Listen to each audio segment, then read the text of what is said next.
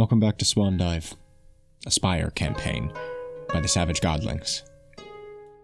Last we met old friends, we found our cell here a shocking declaration from Paladin Major Reeson, a nomination of Deacon Harold's the Sunrise for the Archdeaconship. To the shock and surprise of many a partygoer, after careful navigation of the teetering social situation, the ministers of our cell managed to find their way into a handful of after-parties, including a particularly explosive one, being held by Jean-Paul, the ape aberrant, who served alongside Griff. Now, split amongst the bubbles of Titus's glorious glass ecosystem mobile, our ministers are helpless beyond receiving the secrets Griff holds. Sinette rides alongside a glowing Major Reeson, a serenely smiling Nocian, and the gracious Elsbeth.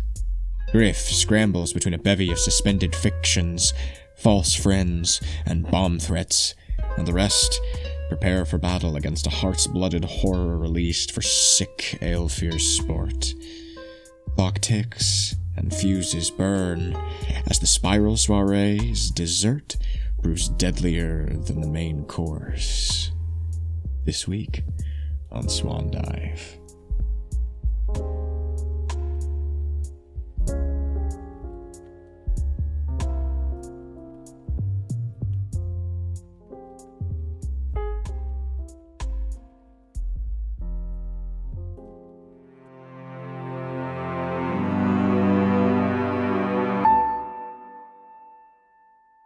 Griff, like, at first he was very impressed. This is very hardcore, and I don't think he feels a ton of sympathy for these rich assholes. But he definitely then considers, we gotta get out of here. And he just saw his compatriots just vamoose in opposite directions. What's my ticking time clock? Like, how much time would you say I have until dark? You know, unfortunately, we're in the Spire, so things are mysterious. But just for like clear clarification, and you know, for like by the end of the night, it's imaginably means like within an hour or two. Like the night is clearly wrapping up. So like the thing is, it's soon. Yeah, like he's not going to wait for the after parties to leave and let everybody get out. Yeah, no, of course.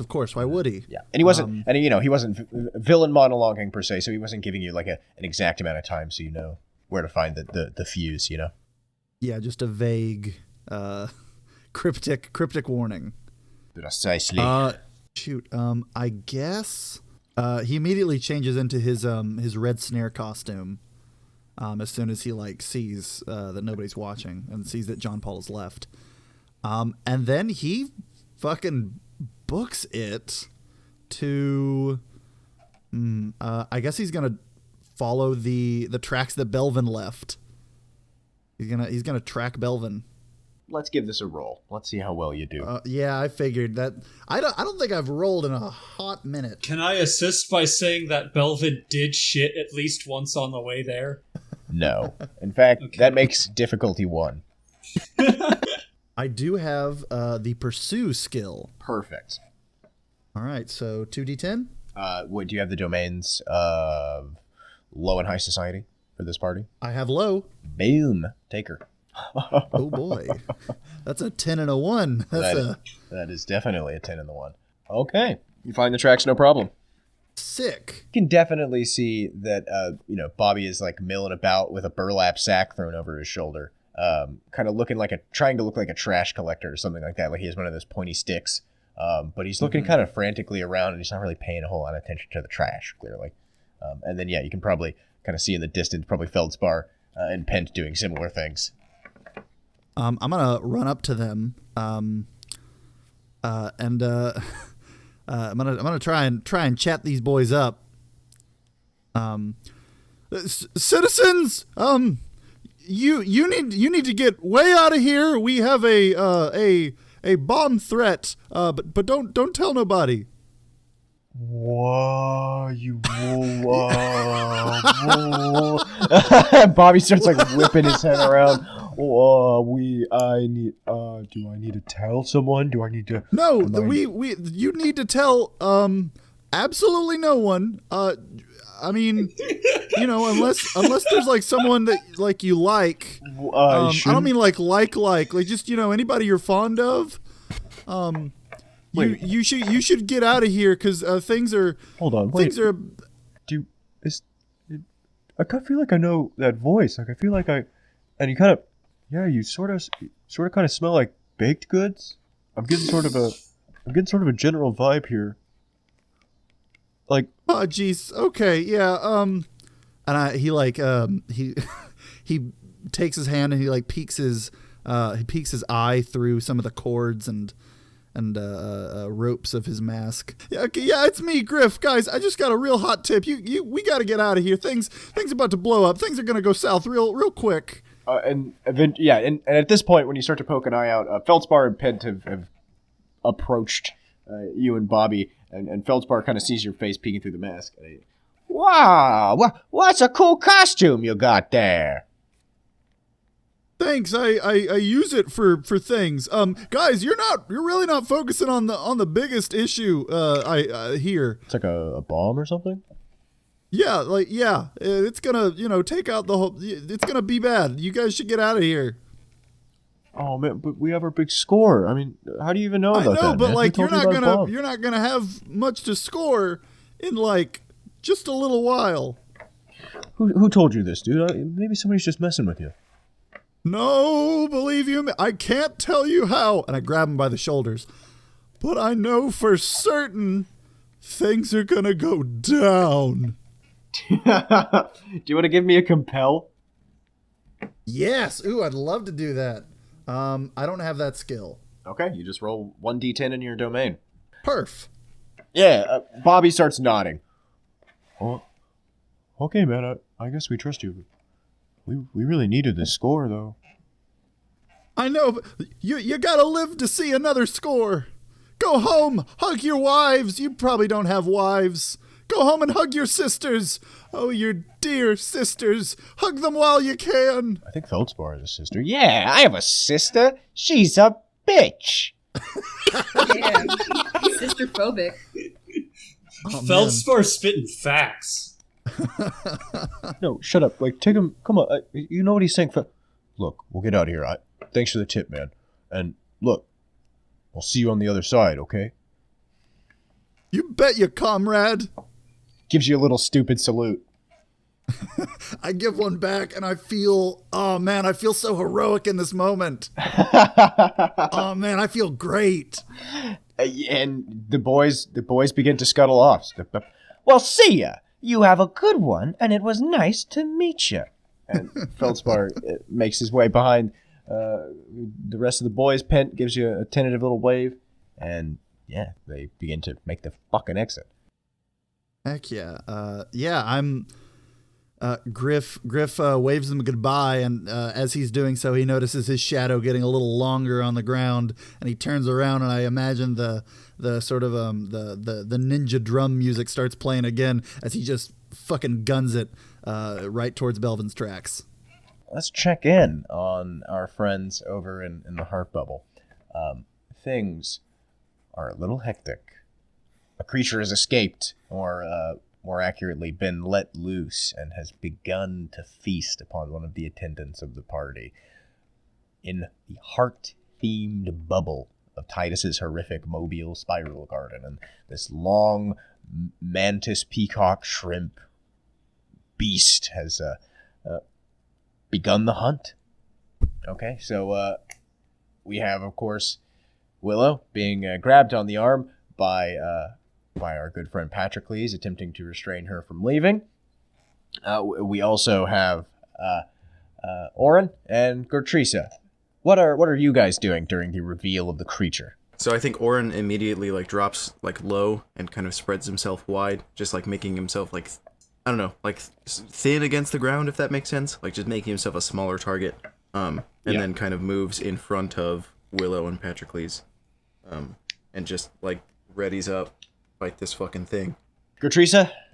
Gertrisa, so she throws off her sheet, which probably would be a really cool gesture if underneath wasn't just a tiny old lady. And she throws the shroud off Belvin. And she's gonna get her meat hook ready. Okay. Is it like attached to a chain? Yeah, it's basically just like the fuck. Which class is it in Darkest Dungeon that has like the hook or the chain hook that they use to just pull guys towards them? The bounty hunter. Yeah. Yeah, she's basically got one of those. Okay. Hell yeah. So this thing is huge. It's probably, like elephant width. And the length of it is probably like a train car. And it's like I said, it's currently munching, but its eyes are whipping back and forth, and its body is so long, it has not even like that centipede. It's like individual sections of its bodies have individual will in the way they're scuttling. Parts of it are still, parts of it are moving fast, parts of it are moving slow, and it's all sort of in this irregular, tangled coil of like a chitinous back, something like a lobster. But of course horrendous and purple veined, cut through with scarlet too. You see the other claw that isn't, of course, stuffing a drow piece by piece into its gnashing maw is kind of scraping against the heart's blood maw and kind of exposing the facade of it all. All right, Jesus Christ! I'm gonna try to throw this hook into its mouth. Try to catch this thing on the side of its mandible or something. Hell yeah, absolutely. Give me that fight roll. Fight. And this is still high and low society? The party is ended. I think I need to adjust the domains accordingly. I think we are now in... Oh, they don't give me like a cult. We're now in a cult. Double 8s. Yeah, so what I'm gonna do... So yeah, I'm gonna throw this hook, and the other end that I'm holding on to of this chain, I'm going to tie down. I'm gonna tie to Belvin. Okay. And for now, I'm just gonna tell Belvin to get, like, run around to the side of the carriage that's farthest from this big old shrimpy guy and just brace himself against it. Okay, like bite the edge of it. Yeah, just kind of to anchor this thing in place, I guess. Cool, yeah. Do you want to give me your damage for your hook? Yeah. So this hook is ranged and stunning. Okay. I think because of the size of this creature, he's going to be immune to that particular tag. Okay. It does 2 damage, by the way. Fantastic. Thank you very much. Okay, so Willow, you are kind of caught in the middle of the situation. What is your reaction after Patrick Lee kind of screams out his bit? Yeah, I feel that Willow really does have the impulse to just be like, "Get away from me, you fucking creep!" and like push him away. But I think she kind of composes herself, just like freezes. Yeah, I'm just gonna like get my gun and aim it at just keep it aimed at the monster. Just kind of like try and keep a good distance from it. That's the spirit!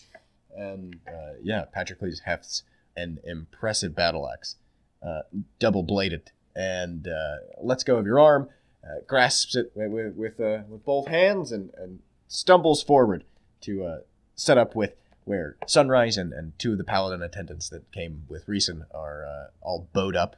They have, and they're preparing for their own personal assault. Okay, so I feel like you probably see Sunrise let an arrow loose after you do this, Gertrisa. You wrap this chain around Belvin. He pulls back, and you see the monster kind of howls a little bit and throws what's left of the drow, probably, at this point, like part of a pelvis and a leg, against the side of the wall. And it lets out this horrendous hissing, no vocal cords, of course, but just something like wind whistling past these giant chitinous barriers. And it begins to step towards where, Patrocles was beginning to bunch up with Sunrise and the attendants. And you see a hail of arrows, both from crossbows and this massive, high elvish traditional longbow that Sunrise is wielding. And and you see that the monster kind of rears back as two of the arrows into one of its 8 eyes. And it again lets out one of these like howling screams. It tries to move forward and it jangles against the chain and looks over at Belvin. What are you doing? What am I doing? Mm-hmm. Yeah, with Belvin now that he's biting onto the carriage. Oh yeah, I'm just so first off, the carriage I imagine is nearby to us, right? Yeah, I'm presuming that you told him to latch on to like the only thing I could imagine would be able to reach the length of like still being able to be attached to Belvin, him being able to grab a carriage and still being attached to the monster, which is the carriage that the monster came out of. Yeah, so the idea is to keep him sort of rooted down, not able to get too close. Fortunately, since he's chained, they're stuck together, but at any point he could close that distance and attack Belvin. Yeah, I think Belvin will just like be running around this carriage a little bit, both in an attempt to just like, remain a moving target and also just kind of coiling this chain. To clarify, I only think you can carry probably about like 8 to 10 feet of chain. Yeah. Just because of a weight limit. So I don't know if you're going to be able to wrap it around, just with the size of the creature and the size of the carriage. And yeah, that makes sense. The chain would probably make it over the creature's back to the other side and touch the ground. And like that would probably be it. Okay, in that case, he's just going to continue holding on to this thing. Catrice's just going to keep an eye on him to be ready to hop in case this thing goes for her sweet son. Awesome. Just give me another fight roll to see how that goes, and then Oren, are you gonna be doing anything while? Yeah. I think for now, I think I'm just gonna try to take out that rifle that I grabbed from the kind of general armory and try to shoot like a leg or something. Okay. There's a bunch of them, but you can definitely try to shoot some limbs. Yeah. If you would also like to give me a fight, that'd be great. Yeah. And I'm gonna use my I'll use my ability to go ahead and claim occult as a domain. I think in fiction, I think Oren just kind of has been spending this time crouched down, like studying the creature to get a sense of, its nature and stuff. Movement. Yeah. Sounds good. Boom. 6. Hair your chinny chin chin. So give me a D4 body stress. Fantastic. Okay.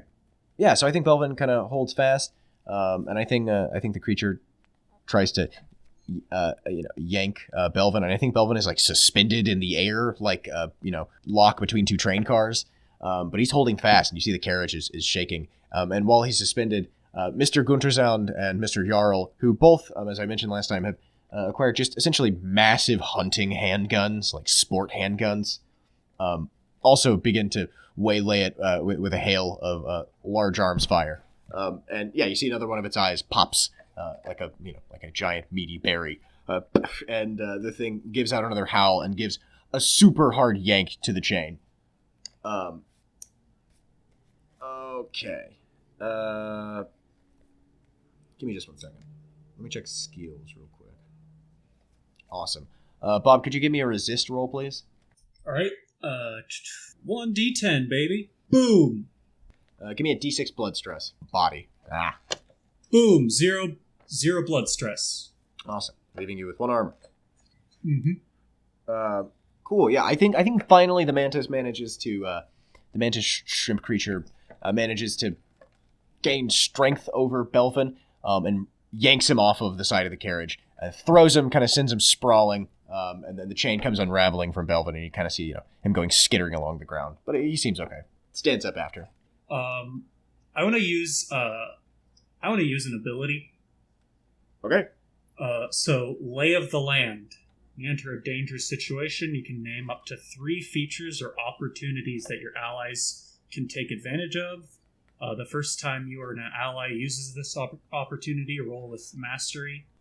So I'm gonna say that the carriage is arranged in such a way and close enough to this beast where if you can climb on top of it and jump down from it, you could probably get some good momentum for a really good hit. And then I don't know. I feel like there's also like a lamppost or something that could potentially be knocked down and do some damage, or... No, keep going. I think just because it's your ability, I think I'm going to put the burden of the sort of world building on your shoulders when you use it. Yeah, okay. Because I'm basically just imagining that this place is just like a really shitty park. Essentially, a heart park, yeah, with all of these, like, taxidermy dioramas of delvers, and it sprawls. There's several other places, and it's clear that the creature, it's trying to run away right now. Just kind of forewarn you. It's not looking like it's wanting to directly fight at this moment, especially with the damage it's received now from the kind of arms fire. Yeah, I think so. Yeah, there is a lamppost also relatively close by to this beast. I want to go ahead and say that there's a path right past it in the direction that it would want to run to get away from us, but the path turns because there's just kind of a sheer drop. Sounds good to me. Cool. And there's no roll associated with this skill, is that correct? No, so basically, if anyone takes advantage of those things I named, they can roll with mastery. So speaking of which, Oren, so you succeeded. What exactly are you going to do to this disgusting clicking creature? Yeah, I mean, I think he's just going to shoot, like, as many legs out as he can, and then once he's done that, now that the chain's loose, I think I'm going to just kind of look around and see if there's, like, a metal spike or something, or, like a sword, or, like, anything that he could kind of drive into the ground. I think his idea right now is he's going to try to find something to just hammer into the ground through that chain to keep this thing here and, like, locked in place. There is definitely, like, still a bevy of unchosen small arms and, yeah, like, bladed weaponry, machetes, and all that good stuff back in the initial, like, armory carriage you guys armed up from. Yeah, then I think he'll just take something with, like, a wide enough hilt that he could conceivably hit it with a hammer. And then, yeah, just take off running towards where this chain has come loose. Then, yeah, you begin to see this thing actually thrash and fight back. First, it goes towards this pack of archers, this recent Sunrise attendance pack. Sunrise immediately drops back, and Patroclus rushes forward. We're not friends! And, he fucking parries one of these spear claws. And, yeah, he just kind of goes from, like, a bumbling cavalier at that point to, you actually get to see that this man is deeply martially trained. And you see that he clearly is having fun for a second, sparring with this mantis thing. Not necessarily even cutting into it particularly deep. He's whacking it with the flat of the axe. This thing is hissing and screeching and whapping back. And the other arm, Blood Slick, is, of course, slinging gore and detritus around this group.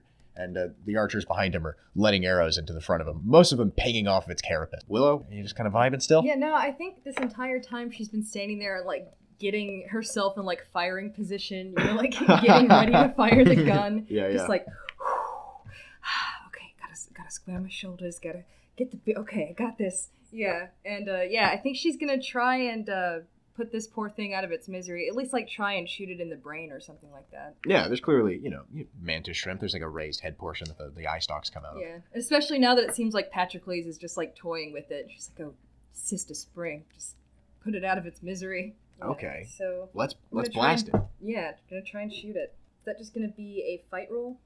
Yeah, that'll just be a fight roll. Okay. And I do have the occult do. I got an 8. Fantastique. Give me that damage. Okay. Is that a D8? You tell me. This is the pistol that I grabbed from the weapons storage. Oh, you're not using the grappler? No. Okay. Let's say that pistol's a D6. Okay. That's 3 damage. Not bad. Yeah, you're not putting it out of its misery necessarily with this shot. Aim for one of its eyes.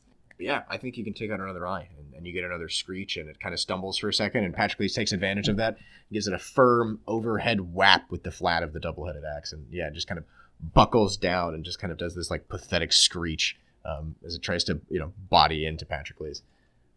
And then, yeah, you see, on the other side, in the distance, Titus has just sort of been wildly firing these guns, these 2 giant handguns he grabbed. Doesn't look like he's particularly managed to shoot it at all, but he's very enthusiastic, cackling and screaming. Oh, man, I really shouldn't do this as often as I do. And I think around this time is when none other than Griff arrives.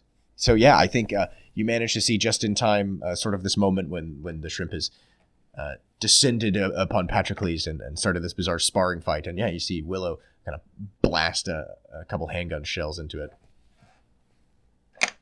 Jesus. He's not real in this world. Sorry. Oh no, no Jesus. Yeah, take that again. No Jesus. Come on. Oh man. God, are we in an open space? Like, can they spot me?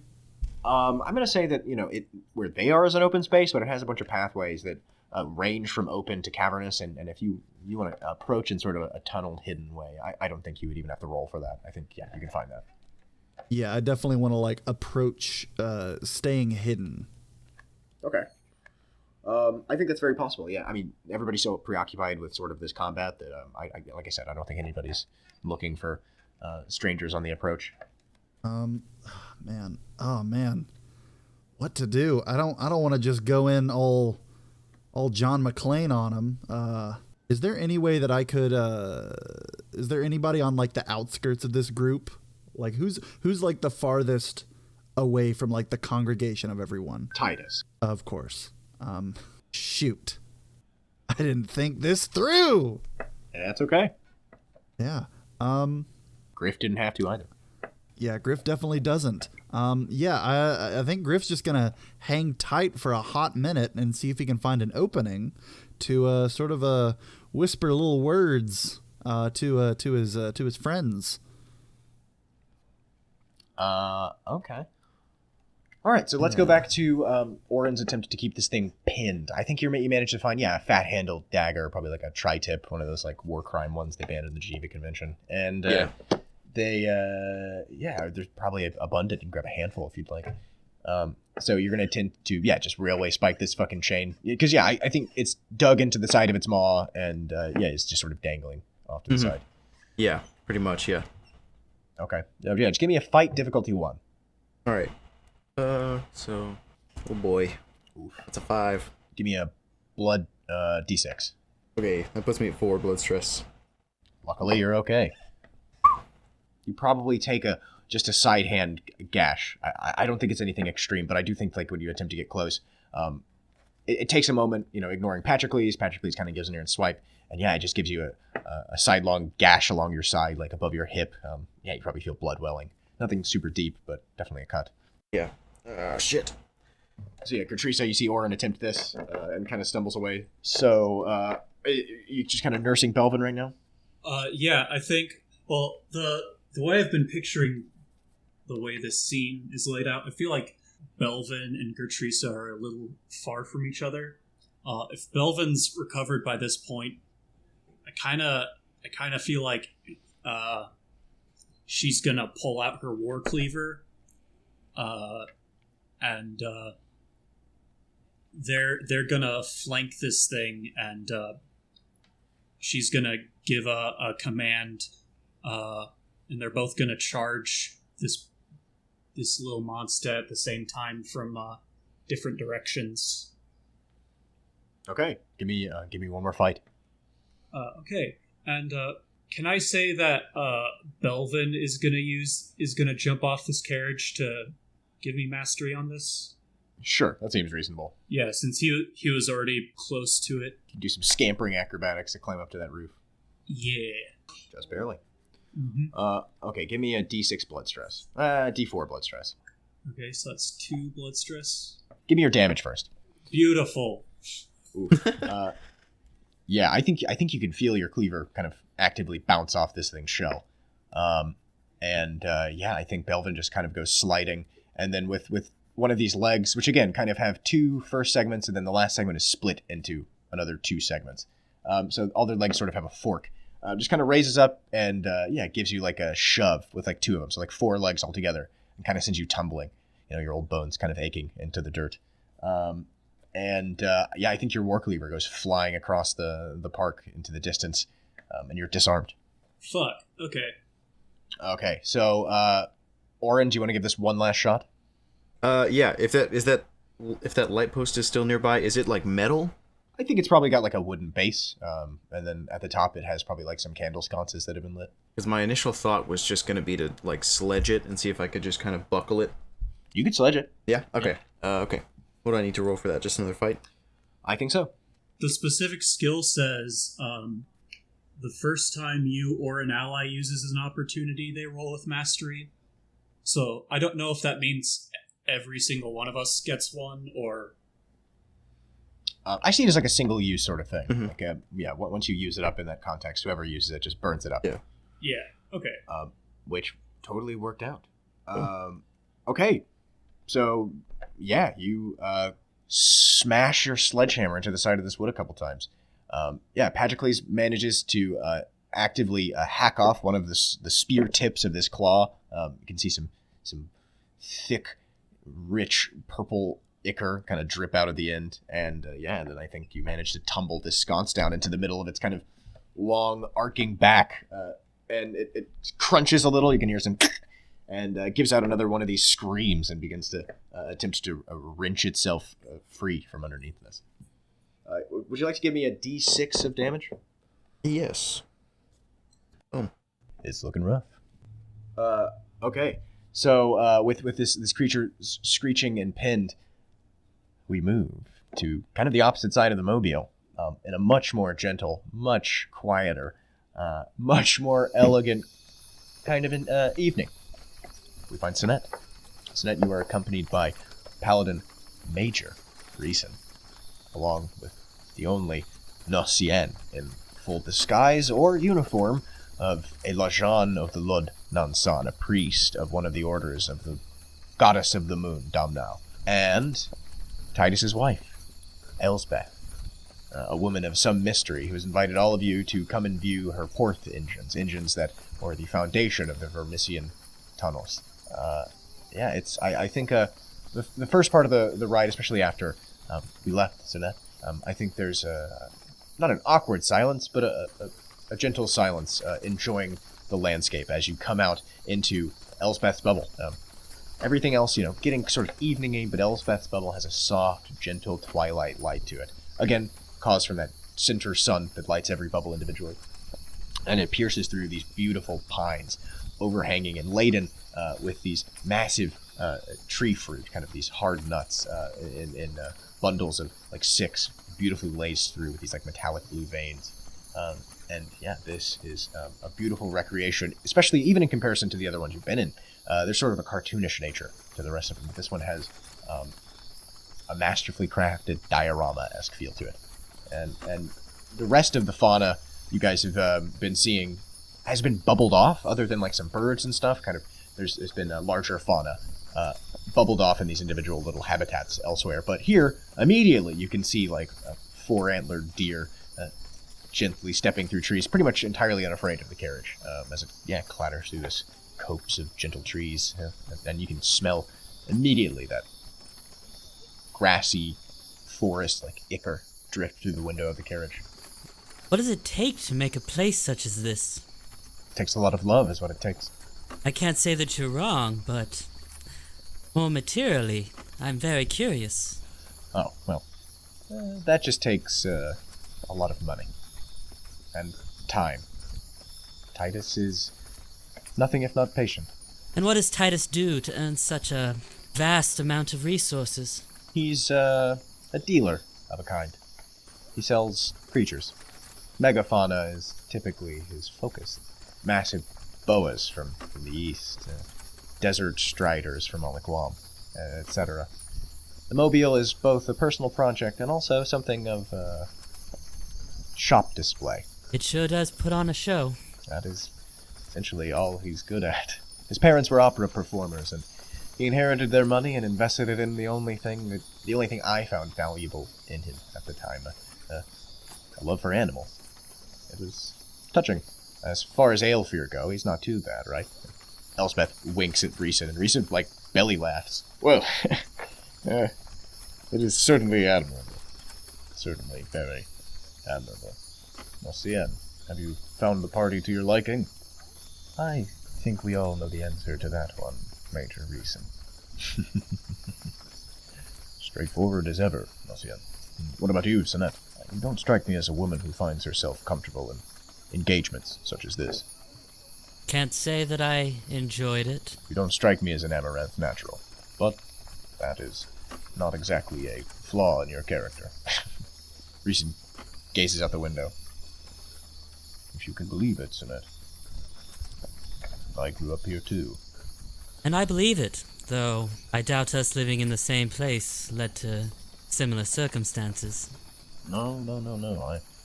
I don't mean here in the Spire. He kind of gazes out and kind of sticks a head out and takes a deep breath of the air. Oh, I mean Mogwin Porth. Oh. Yeah, Elspeth kind of smiles a wry, very sly smile. You'd be amazed about Major Reeson. Haven't known him that long, to say the least. Charming, but I'm sure he has tons of little secrets. Of course I do, Sinet. Who doesn't? True. I assume you're harboring plenty of your own. What? Little old me? I could never hold a secret. Yeah, and the whole carriage laughs. Elspeth kind of settles, brushes her hair down. I was very, very surprised that Reeson had brought anybody to our little gathering. It's something of a tradition. He sprung it up on me at the last second. How could I refuse? He has a habit of doing things like that, doesn't he? Leave Bigby. And now, as the carriage begins to exit through this copse of trees, you see a mountain, impossibly, buried in the middle of this vast forest of pine trees buried in this mobile. And you're realizing that this bubble is probably the largest one you've been through. And the mountain itself, of course, has a massive carved entrance leading through to the center of it, to the road, carving right through the stone. The fresh air begins to dissipate and the clattering of the carriage begins to echo off the insides of the mountain walls, and slowly you begin to hear the soft thrum of an engine of some kind. I think the entire way there, Sinet's kind of like has this like curious awe to her, just by just constantly looking out the window. Even when she's speaking, she's kind of like every once in a while just kind of glances out the window just to see this feat of, I don't know, magic, engineering, whatever it is. All the above, yeah. Yeah, but I also think she has this like sick feeling in her stomach, just because every time she thinks of what it took to create it, what else it could be used for, like the poor downtrodden of the perch. Just imagine how they could sustain themselves out there with orbs such as these, yet they're squandered for some man's vanity. A little bit of joy, a little bit of sadness. Like Disney World. Like Disney Fucking World. Disney World. Those robots could save people. That's beautiful. That is beautiful. And I think it becomes kind of easier to ignore the natural beauty once you kind of come through this just raw hewn stone tunnel. Goes dark, and of course a galvanic lamp strikes on inside the carriage that Elspeth reaches up and turns on. And yeah, the thrum gets louder and louder until it's reached kind of a decent soft pulse, an undercurrent to the conversation entirely, and you can see light at the end of this tunnel into a massive chamber, the center of which appears to be some sort of tube. And the closer you get, it is not just some sort of tube. It is gilded in gold, steel, and galvanic wires. It is gargantuan, almost like skyscraper width, just probably a few 200 feet across. And within it is an engine. You've looked into a car engine, this like asymmetric beauty that everything fits together and like is working together, but it sort of like is impossible and overwhelming. Yeah. Blame, the manga, I really think of like the way he draws the mega city, just has this like impossible complexity to it. Yeah, this towering engine is encased inside of this beautiful, elegant gilded cage, and it reaches floor to ceiling of what is a hollowed out mountain.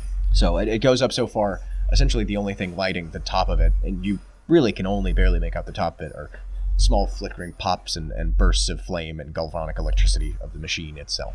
However, at the base of it, there is wrapped around it, suspended in midair, frost pouring off of it as if it was like dry ice, is a dull gray disc, something like a donut wrapping around this, atop of which is an elegantly set table, a white tablecloth, beautiful, fine porcelain, glasses filled with wine, and an attendant ready with a full push cart covered in those silver dome-topped trays.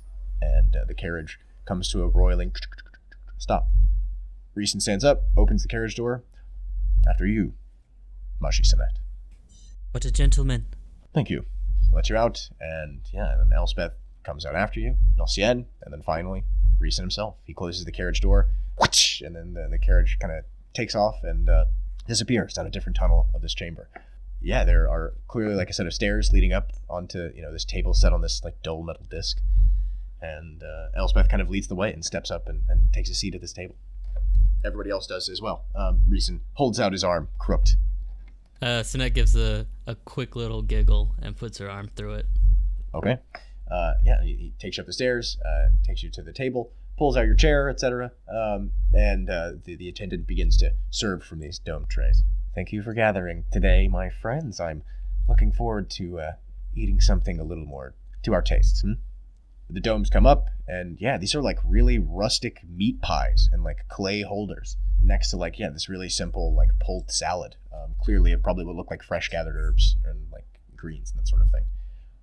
This beautiful little like simple unmarked wine bottle. And the attendant begins to pour all of you glasses of wine. I want to say that Snet's a little still looking at this giant engine, just kind of not paying attention to the food. Yeah. It's massive. And the thrum hasn't gotten any louder. It's clear that this tube is doing some sort of noise suppression. It's gargantuan. You can see moving parts of every variety. Gears, shafts, levers, pistons, crackling Jacob's ladders of electricity, and it's just almost like impossible to decipher, overwhelming to look at. And then the platform underneath you guys lifts, and you see Elspeth has some sort of orb in her hands, gilded around in this sort of like filigreed high elvish style, and she's sort of like doing a symbol on the top of it, and this platform raises up the tube. Oh, well, unexpected. A little, showmanship. Managed to make me a little nervous, I have to say. The height is a little more interesting setting than just a table. I'm a personal fan. It's a magical little device. Reason taps a foot against it, and it kind of gives a dull, hollow ring through the mountain. And from down below, you hear a trio of attendants has begun like a string concerto. I'm just not used to having such whatever that is above my head while eating. No, it certainly takes a little adjustment. I hope the spectacle of it all is as appealing to you as it can be for us. For Reason and I, it is a bit of nostalgia. You'll have to forgive me if it's not quick. Take your time. That's what we're here for.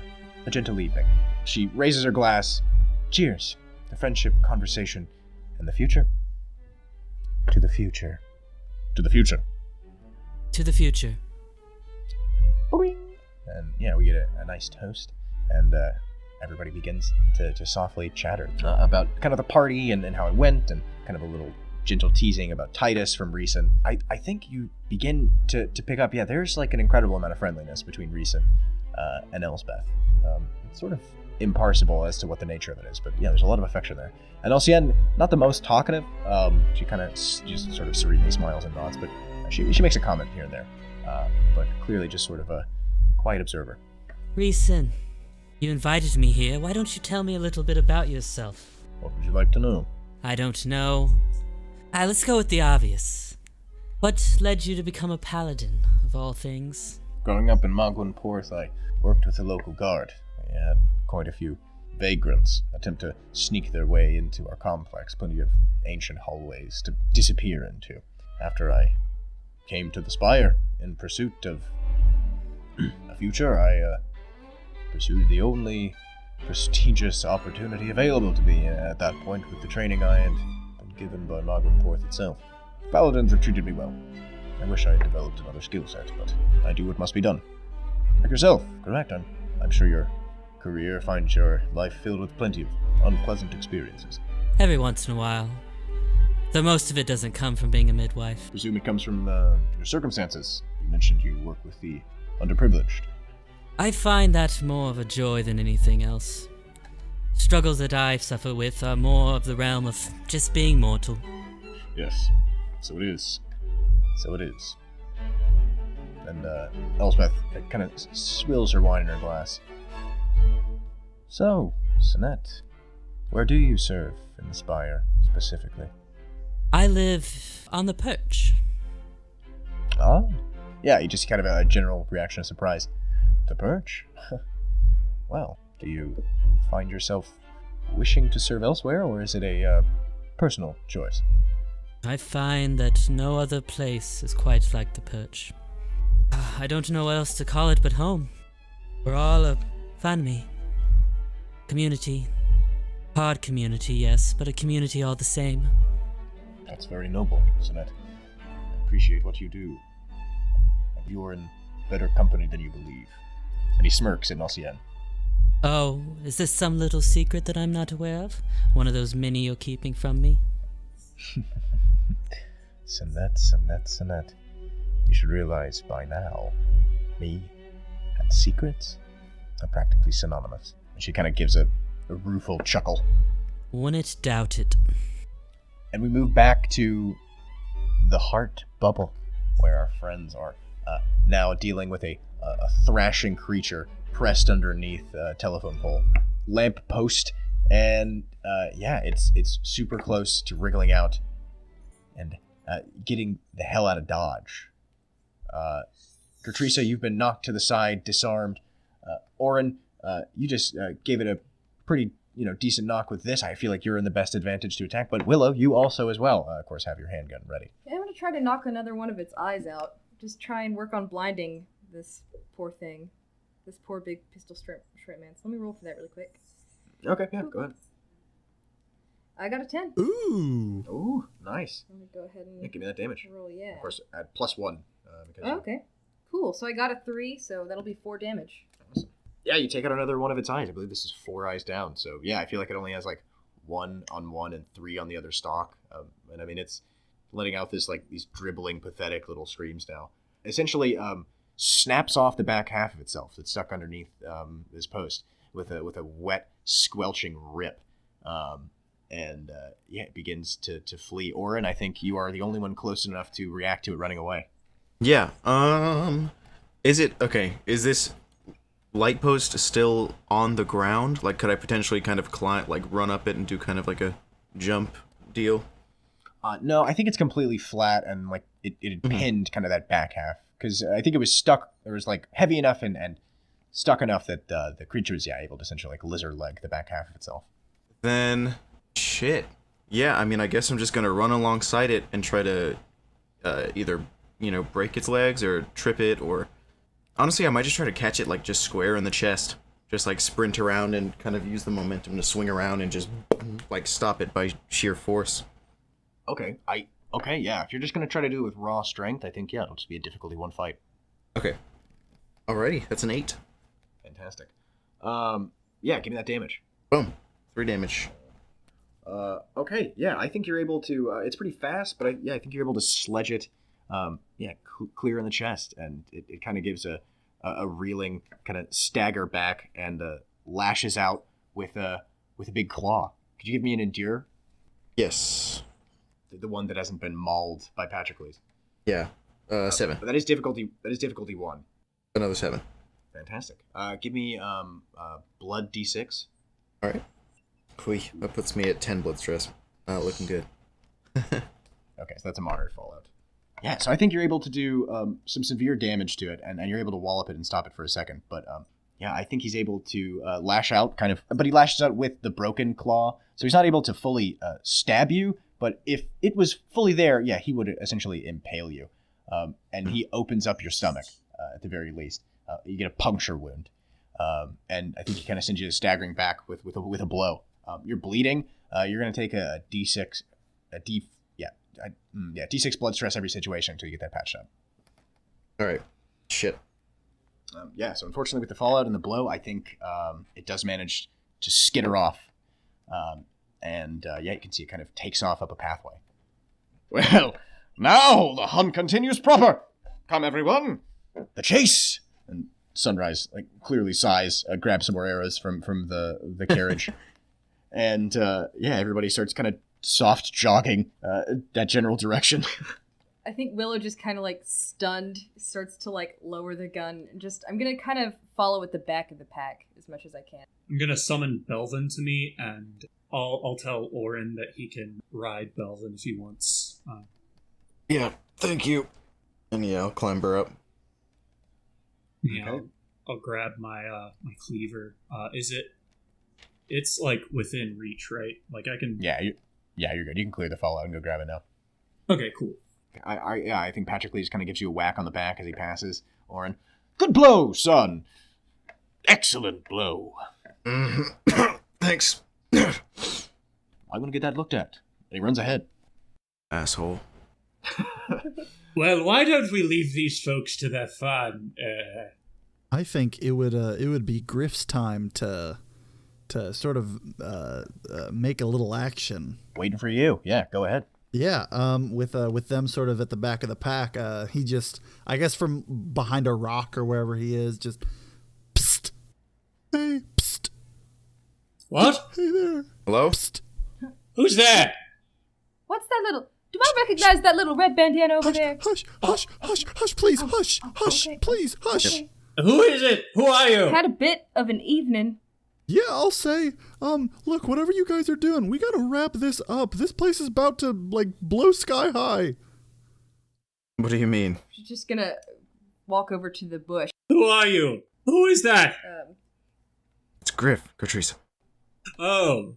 You couldn't tell from the voice? Who else? There aren't many people that sound like that. Oh, hello, Griff. How are you doing today? Wait, are you saying that this isn't a good disguise? No, it's an excellent disguise. Just maybe work on, doing a character voice or something. I mean, the other guys did recognize me. Oh man, I have to rethink this whole thing. No, you look good. You. I think you look very dashing. Oh, gee, thanks. But that's not important. There's a bomb in the middle of the mobile, and this whole thing's gonna go down. Well, well, hold on now. Where did you acquire this information exactly, Griff? From Jean-Paul. He was one of the monkey servants. He's part of that terrorist group. He's part of the Crimson Vigil, and he's gonna blow the place up. We gotta get out of here. Oh no. Okay, the monkey man told you this entire place is gonna blow, and you're just inclined to believe him? I mean, did he seem pretty serious about it? Extremely. I struggle to believe that there really is such a thing as monkey men. I mean, we saw him. I saw him walking around. I thought it was weird. I didn't see them. I didn't see I've the seen them monkey with my men. 2 peepers. I know they're here. It kind of affected my worldview. I am not shaken. I do not believe in these monkey men. You just... Well, Miss Good Teresa, I admire that. That's, I've seen many strange things in my day, I tell you, and monkey men I still simply cannot fathom. Okay. Really? Well, okay, well, they're not real then. So are we gonna, book it? Yeah, we need to find Sinette and Nacien. Yeah, we gotta get out of here. Oh, yeah. Good idea. Yes, I think, Oren, that you should go, being injured. Maybe. But I'll go once we find Sinette. Wait a minute. Was Mr. Guntersound with y'all? Oh, yes. Why, yes, as a matter of fact, he was. Well, I'm sure maybe he can handle himself. I can't let my boss go crispy. Yeah. Perhaps you could go and find him. Well, some of us go and find Miss Sinette. That's probably a good idea. I know of at least one other after party I can perhaps try and find. All right, this is a good game plan. And we move back to Sinette, mid-conversation. Talking at this kind of halfway through this dinner party, drinks have gotten low. We have replaced our kind of elaborate fowl and vegetable arrays with gentle wisps of herbs, with splashes of artful sauces, etc., with just a beautiful berry-rife, herbaceous creme brulee, just as delicious as could be, and magically flamed over with a harnessed galvanic flame in like a backpack. And he has sort of like almost like a handheld flamethrower, and he has to like start the backpack too hot at first and wisps it over the tops of these gorgeous gilded filigree. Everything's gilded and filigree in here. Cups that contain it, and everybody's munching away. And finally, there's a little bit of a lull, and Nocien looks up. Tell me, Sinette, how do you feel about our Deacon Sunrise? Reason's eyes flick up, and they flick back down to his brulee. Can't say. I don't know too much about him yet. Seems ambitious, though, seeing how fast he reached for the seat after just arriving here. Besides that, I've no strong opinions one way or the other. Good, Sinette. That shows your wisdom. You shouldn't be passing judgments before you fully understand individual. Sunrise is a good man. Cuts into the creme brulee with like a, Sinette, there are far too many people in this Spire that believe that us Aelfir are who we are because of our blood. Takes a nice big spoonful. I think there's something a bit more chosen in the mix. The Pantheon. Digs another spoonful in. They are generous patrons. Powerful. They've erected us a life that affords us a spiritual journey through existence unparalleled by all the creatures of Destera. And yet, don't you find it lacking? Nocien softly chuckles. Being a little forward, aren't we?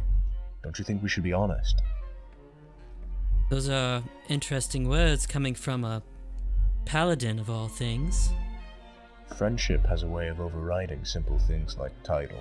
Looks over at Elspeth. We've known each other since we were children. We scampered through the halls of Mogwyn Porth together, unmasked. Do you know what Elspeth's last name is? Elspeth kind of blushes lightly and kind of waves Reason off. No, come now. That doesn't exactly have to come into play this, or please. I think he should know. Fine, Nocien. I'm Elsbeth Destera, descendant of the Destera line, old kings of the Spire. That's not a claim many can make. No, it isn't. There are a handful of others who bear my name.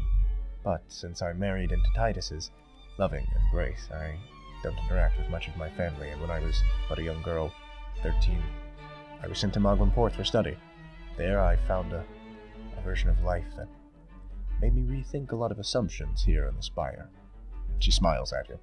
Annette kind of smiles back. And then you come here, to this place? I came home, Sinette, as we all must do. I'm sure you know this better than all of us. Of course. My home was not any orb suspended in the air, though. Believe it or not, this is something of a vacation home. Our real home is a touch more demure. A home all the same, it seems. I can see your touches. And she glances up at the giant engine in the sky. Well, it's nice to feel nostalgic for a simpler time. This is far from simple. I suppose you're correct there. It's more than just accoutrement.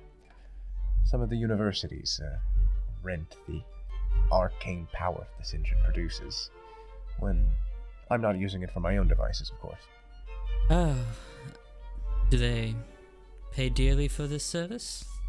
They pay, and the money goes back into an account that will hopefully distribute it to individuals more deserving. Individuals like Sunrise, who, Sinette, can help us. Well, now you've got me curious. Go on. Nocien leans in. It's a simple story, Sinette. I think Sunrise himself can explain better than we can his particular circumstances, but the moral at the end is that Sunrise, it turns out, is a friend. Not many of those to go around. No. And Sunrise doesn't have many to begin with. Well, continue. Lot of vague familiarities going around. A friend. Help. But how? Reason leans in. How explicit do you want to be, Sinette? Is there a condition attached? The condition is secrecy. I think as you're beginning to notice, the conversation we're delving into is swills the last of his wine. Creme brulee completely finished. Deeply private. If the wrong ears hear it. Nocien puts a hand on your leg. No, I think Sinette knows precisely what happens when the wrong ears find the wrong information. I don't think Sinette says anything to that. We are not ministers. Reason looks over. But we are willing to assist, Nocien. There's been a secret revealed. Nocien turns to you. Sometime earlier this morning, during normal mass, there was a bit of a slip as Sunrise exited. It was short. A brief trip. Only 2 bread-making paupers delivering the day's shipment managed to see what happened when the mask came off. But what they saw was particularly disturbing. An eye nestled on his forehead. That was very, very peculiar, and these 2 paupers sought to inform someone. Who did they inform? And none other than a paladin underneath the command of Reason here. A companion and a friend, as he has stated. This information made it to me. Strings have been pulled, and Reason has now backed Sunrise. He represents an ancient sect. This runs far deeper than we could have imagined. Creatures from beyond the dome of the sky, whispered about in only the most ancient of poems and myths. The Moon Elves. Nocien kind of sits back. Elspeth downs her glass like in 3 gulps. Well, I suppose if that's on the table, there it is. Have you ever heard that name before, Sinette? The Moon Elves. I have to say, they only come in whispers. You know how midwives are. They retain knowledge of Drow history, past accomplishments, victories, and, unfortunately, defeats. Occasionally, those little rumors spring up in past texts, but most of it we've written off as dribble. As you should. But Sunrise is the real deal. There have been previous reports. Abilities he has, relationships his form has with magic, all disparate. Hearsay, for lack of a better term. But with this final report, it was made very clear that his fringe platform was indicative of one thing. He was quietly worshipping the most ancient written about sect any of us could possibly imagine. The knowledge of my moon elves aren't known. What is it they worship? Well, your knowledge of moon elves is about as good as anyone's. As far as we understand, Sunrise worships the Pantheon, but the texts, the poems, the epics, they whisper that the ancient moon elves did not worship the moon, or a god, or even the Ur-sun. No, closest equivalent to what they send their prayers to, from what we can tell, is the medium between everything. Aether. I don't see it. Well, I don't think anyone does. But if they're to be believed, there is incredible power in this esoteric religion, and more importantly, Sinette, there is destabilization for the solar pantheon. That entirely wise. The Elfir have built their entire lives around this thing. Of course if it they comes have. crashing on their heads, who knows how they'll act? No offense, Reason. No, I fully understand. This is part of the reason why I believe this is the first steps towards a better truth. If we can adjust the pantheon from the inside, with my nomination and with my promotion, hopefully the change can come slow, and the most extreme diehards against the change of hands from the Spiral Council to something else, we'll find ways to deal with them, won't we? Nocien nods. That's a lot to take in. Seems that Nocien, you found your answer before we did. I beat you only by hours. I thought it would be interesting to see what you managed to scrounge up on your own, though. I wasn't sure I was going to find anything. I was unfortunately distracted by more personal matters. Of course. There have been quite a few personal matters floating about this party, aren't there? And then, in the distance, echoing explosions. Let's cut back to our friends running from the heart bubble, I should say.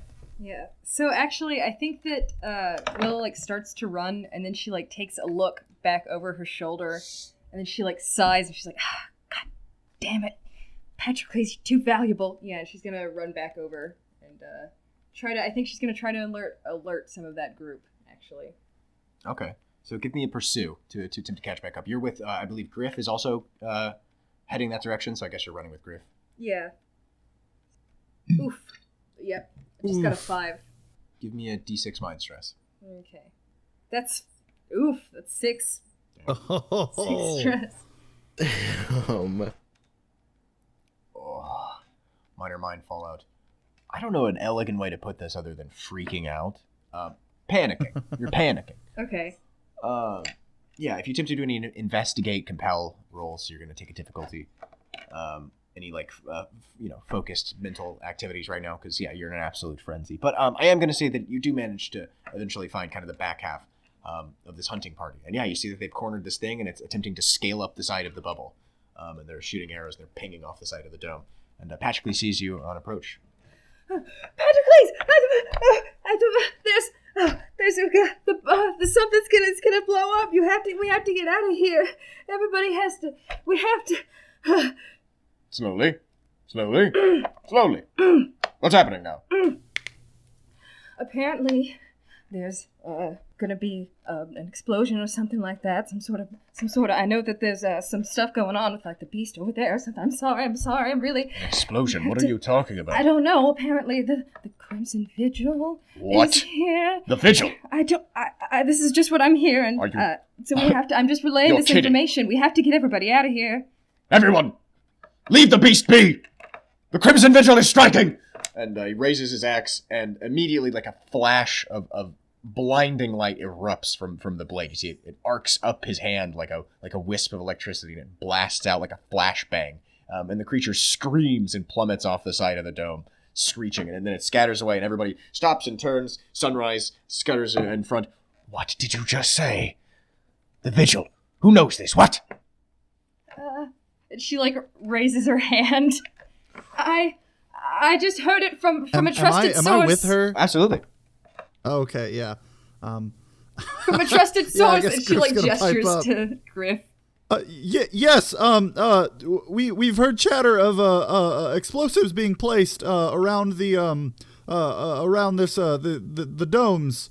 Things are gonna get real hot real quick. And you are.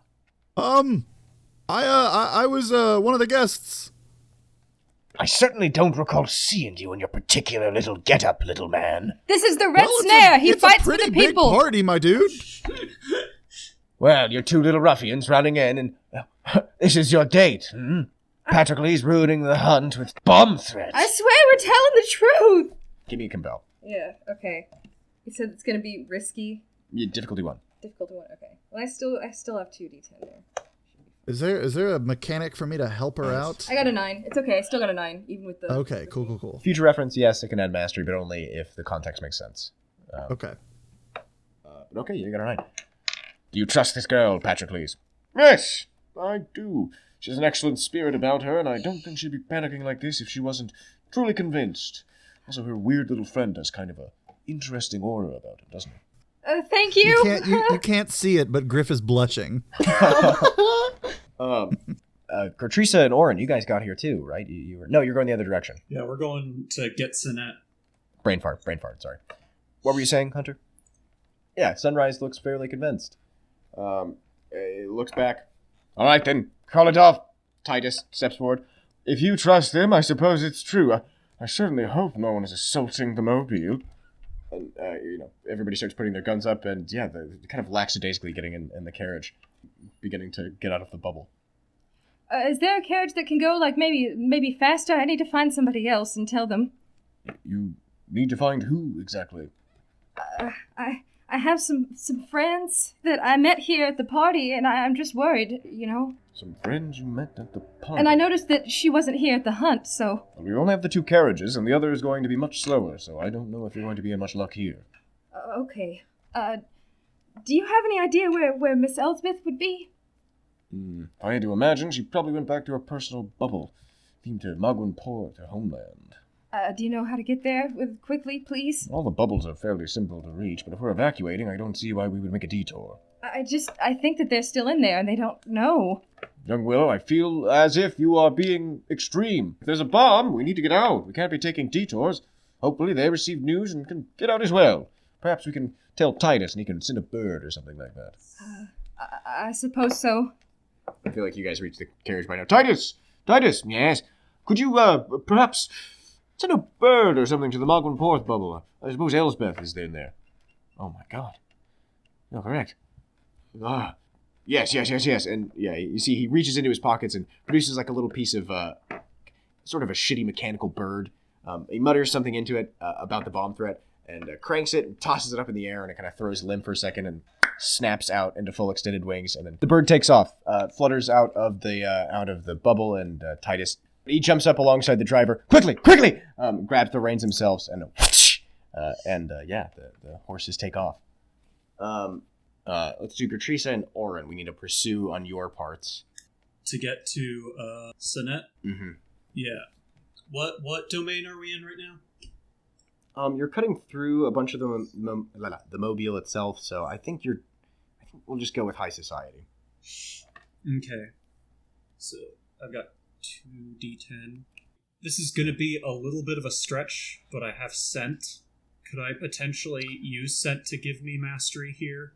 I think if you didn't know where Sinette was, sure, go ahead. Okay. That's an 8.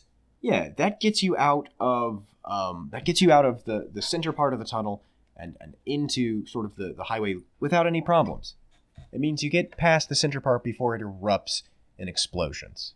So I think you probably managed to make it into Magwin Port before. Yeah, you hear this. I believe there's in Star Wars Battlefront, there's a grenade like this that sort of all the sound goes out, right? And then you just a massive percussive blast, not like a normal explosion, like a massive gust of air. And you hear the most unbelievably loud version of glass breaking you've ever heard in your life from where you just came from. A vast echoing crack like an iceberg is shattering. And then on the other side, I think it's as you guys are making your way in the carriage through this sky tunnel connecting the bubbles, and you hear the same thing, this percussive, undulating. I'm trying to figure out the right sound here because it's not a normal explosion, and especially because you can see it in the distance, you can tell like space is warping, like things are compressing. You can see that it's not just a regular shrapnel is being blasted; it's like the space itself is being changed and destroyed. And you can hear massive glass breaking, and you realize that the sun above you goes dark, everything around you is plunged into darkness. Save for like the lamps and lanterns on the carriage itself that light the end of the tunnel. And you can see, luckily, the tunnel isn't destroyed. But you can also hear this cracking iceberg-esque ripping. And the center part, so the sun exploded, but the central nexus clearly has not exploded. You could still continue down the tunnel, or you could go back towards the heart bubble and try to wait it out in there. Carriage is definitely gonna stop for a second. Yeah, the horse is whinnying and screaming and not wanting to move forward with the darkness and all. So I think people are getting out and taking lanterns and are moving forward on foot. I mean, I imagine Griff's just sort of twiddling his thumbs in the carriage. Yeah. Yeah. If they let him in the carriage. They probably let you in the back. And Patrocles gets up, Titus gets out. You see one of the attendants of Sunrise, one of the paladins, cracks out like an orb of light from his hand, and illuminates sort of a part of the area. And everybody starts to sort of disaster movie move towards the tunnel at the end, or at the end of the tunnel, towards the Nexus. Titus, will it be faster to get back to the heart bubble or to try to just get out of here? Fuck if I know. And he runs down the tunnel towards the center Nexus. Come, Willow! Okay. Yeah, I'll just follow. I feel like she's panicking. I bound behind. Yeah, I feel like she's panicking too much to think clearly right now. Okay, cool. Could somebody give me a pursue to make it kind of into the Nexus? Sure, I haven't rolled in a hot minute. And I do have the pursue skill. Awesome. Is this for both of What us? domain would you say about now? We're in high society, just because we're sort of in like the tunnels of the Nexus and all that stuff. Ooh! Ouch. That's a 4. Yeesh. Maybe not. So I think you guys make it. Could you give me let's just do a D10 reputation stress, and if just give me that Okay. D10 of reputation stress, and then if you do get a fallout, it won't be specific to you. You'll see. Just go ahead. Okay, yep. Oh. There it is. Got a 6. Okay. So I think most people, I think most of you guys managed to scramble to the end of the tunnel in the Nexus, and you can see sort of like a crack above you, sort of in like the top of the tunnel, illuminated through some lamplight and like the Lajon light and all that stuff, like a crack, and it just begins to fly down the top of the ceiling, arcing along the sides, and most of you managed to make it into the Nexus. Titus trips, and the tunnel snaps, crackles, the glass rips, and he plummets into the distance. Whoa. Move forward. Patrocles waves on. One of the attendants waves everybody through a door leading into the magnetic lift that clearly now has to be like manually operated by a magic user. We're gonna jump over to Gertrusa and Oren who have managed to make it past the explosions. Don't have to worry about like escaping from the tunnel or anything. It made it fully into the orb, and in the distance you can like see the beginnings of these explosions of the central like pylon that connecting everything crumple at the top, the light go dark, and you guys from the distance in the orb can see it go crashing down and just erupt in shards and glass and dust in the ground on the ground below, and everything goes dark. The forest goes dark immediately, like a pitch black midnight. But the road is still obvious forward. And then, of course, Sonette, you guys, of course, can hear this in the distance. But go ahead, Gertrude.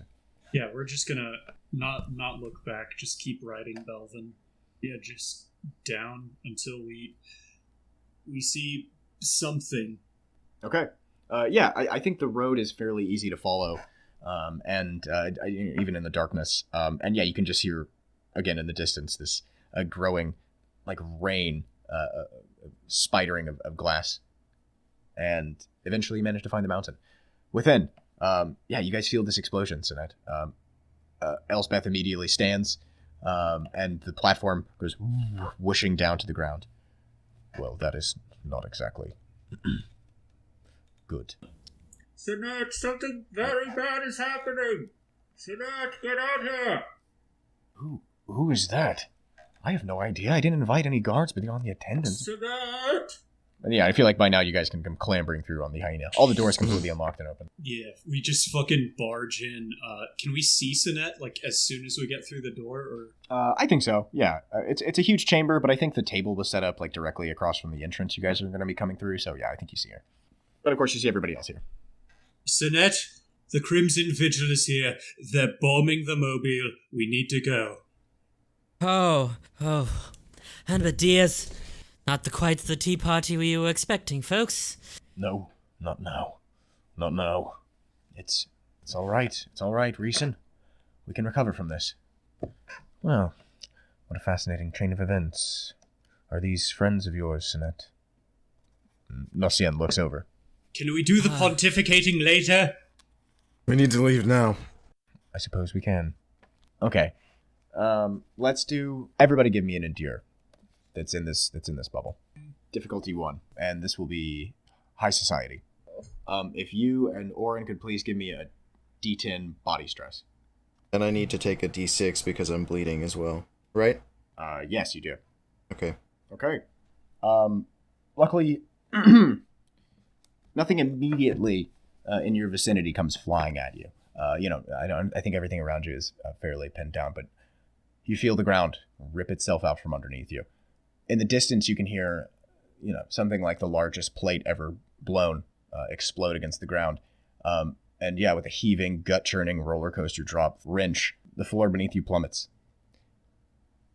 Those of you in the center, I think you managed to make it down to the bottom of the lift, with a whir. I think pretty much everybody makes it down. Nobody else manages to get trapped in any shrapnel. You guys hear one of the mobile, the one filled with the Nojabi in front, explode once again, like the largest plate you've ever heard in your life. and sand erupts and throws up like an artificial sandstorm, essentially, in the vicinity. Luckily, the rest of Amaranth is lit, and yeah, you can see the sand lit with 100 vein lights, and then you see the largest of the bubbles, the one filled with Mogwyn Porth, come wrenching off the top of the ceiling, the top of it snapping off like a jar cracked open, and it thuds against the ground, of course, with the same echoing, like you have to cover your ears, it's so loud, explosion, dirt, soil, and plants erupting everywhere. And then you see a plume of hot purple fire erupt out of the center of it, like a center mountain now completely exposed thanks to the explosion, but still partially obscured from the sandstorm, has become a de facto volcano. You can see in the distance the rest of the orbs are beginning to crack as well, and lit just barely from the lamplight and the Lajan light, the corpse of Titus yearns through the horizon.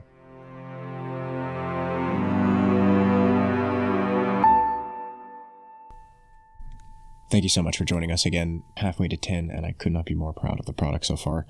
This episode and the next are some of the creative work I'm most proud of in my entire dang life, so I hope you continue to join us on this journey. And please, check back in later in the week when I will be uploading a bonus episode featuring an interview between me and Grant Howitt and Chris Taylor, authors of Spire and Heart. It was an incredibly exciting experience. I couldn't be more honored. And I think anybody interested in the games, game design at large, or the careers of the two authors of these games should definitely check that out. Safe travels, friends.